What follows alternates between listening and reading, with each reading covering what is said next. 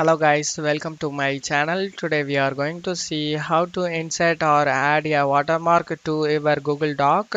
I show you guys how to do that. You just need to click on insert tab over here and select watermark. In here you just need to select the image and upload an image that you want your watermark to be, or you can also use text watermark.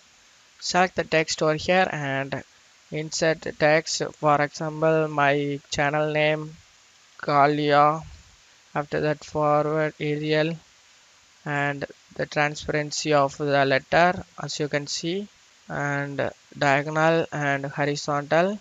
Diagonal is better. And in front of the text or in back of the text, you can select it. After selecting it, select done.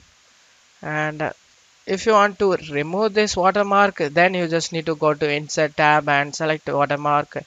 Go back to this setting and select remove watermark.